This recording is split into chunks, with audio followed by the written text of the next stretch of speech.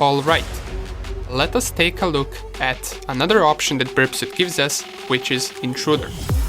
Now, you can consider Intruder as something made for brute force attacks.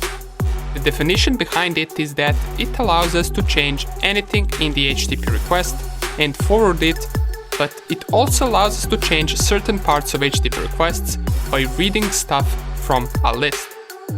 Now, it might sound confusing, but let me show you what I mean. Make sure that intercept is turned off, make sure that you have the OWASP virtual machine started, and let's visit our DVWA login page. It will lead us to this page, and we should be able to find it under the target tab and right here. So here it is. As we can see, this is the GET request that searched for /dvwa/login.php, which is the exact link right here. Now, we can send this request straight from here to the intruder by right-clicking on it and clicking Send to Intruder. And as usual, you will see this Intruder tab light up. It will become orange. Go to it, and this is pretty much all we get.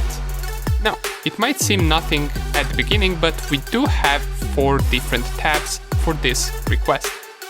So once we switch to the Positions tab, here we can see our HTTP request. Now, you will see some of the things here already light up, and these are the things that we do want to change because they might be important for us, which in this case is correct since these are cookie values, and in some attacks we might want to change the cookie value. But let's go with a different HTTP request. Let's go with an HTTP request where we try to log in. So let's go test and test, which is incorrect login. We will get the login failed error, and now let's try to find that request right here. It will be a post request, so you can already filter it out since all of these other requests are GET request, and here is the only post request. And down here we can see that it does contain our username and password.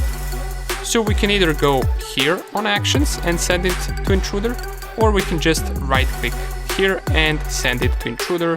And once we visit Intruder, we will have another tab opened up, and if we go to the Positions, here is our HTTP login request.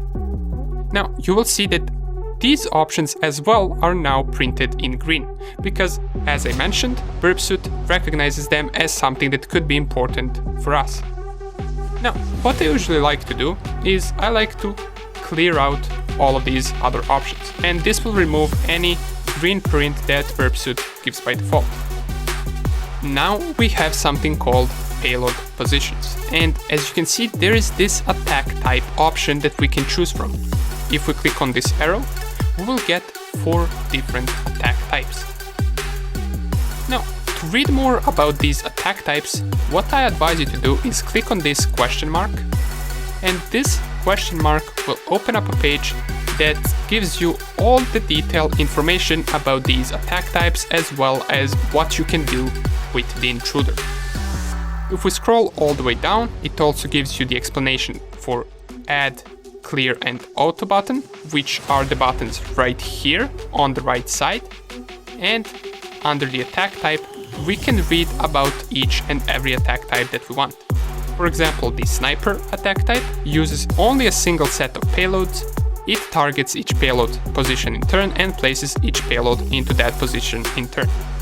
Now, in other words, this simply means that with sniper attack type, we can only select one word right here that we want to change. For example, let's say that we want to brute force this account, but we do know username and we don't know password.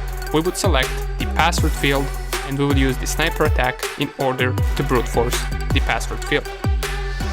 You have some other options that you can use. Battering ram, this uses a single set of payloads. Now, you can read about all of these if you like. For example, cluster bomb is an option that you would use if you want to brute force both username and password, since, as it says right here, this uses multiple payload sets, which means you can select, for example, password and username.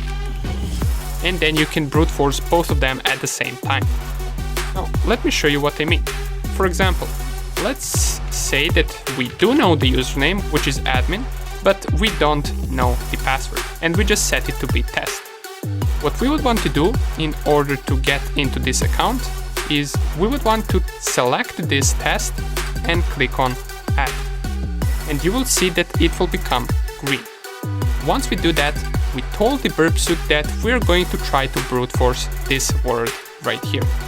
Then we can go to Payloads, and under the Payloads, in this window right here, we want to load our list. Now you can either add a list by clicking on this load button and then navigating through your file system and trying to find a txt list that you want to use, or you can add some random words right here, for example test123, test1234, 12345, let's say root, and let's also add the correct password just so we can show you that it does work, and let's go password and password 123. Now let's say that this is our list that we want to use. Once we select it right here, we can click on this start attack. It will give us this error which we want to click on OK, and it will start our attack. And what Intruder will do is it will send an HTTP request with changed password, and it will change password with these items that we specified in our list. It will go for each password and it will perform the request, and we can see that we got status 302, which, if you remember, it does redirect us after we send this request. But what you can do is you can, for example, select the incorrect password. Now in this case we do know what incorrect and what correct password is, so we can just select the incorrect one, and we can right click on it and click on request in browser, or we can also choose show response in browser. If we click on that, it will give us a link that we want to copy. We can copy that link, go right here and paste it. We get login failed printed a couple of times, and we do get correct login right here. Now this is a bug because we only requested one password, but it does give us that one of these 8 passwords from our list did work and we did manage to log in. Since we already know which one it is, let's go to this option, select the correct password, which is admin, and show response in browser, copy the link. We can close this for now and we can go to that link. And here it is. Once we selected the HTTP request where the password was admin, now it logs us in because that was the correct password. How awesome is that? So we performed a small brute force attack right here.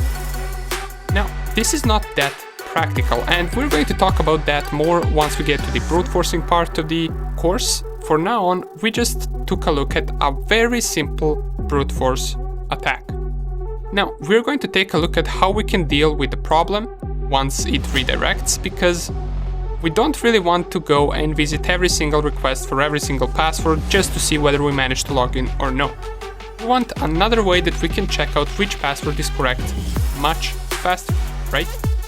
Well, we will talk about that in the brute force part of the course. For now on, we checked out the option called Intruder, and there are many other options that Burpsuite allows us to use. However, we're going to check most of them out throughout the course. We just covered the basics of Burpsuite right now so we can get familiar with it, and if there is something that you didn't quite get or didn't quite understand, don't worry, we will practice it a lot throughout the course.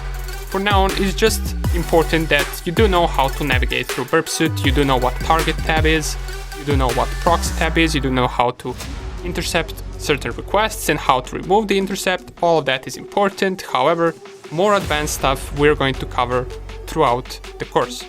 Now we are fully ready, and in the next lecture we're going to start off with our first vulnerability, which will be HTML injection. See you there.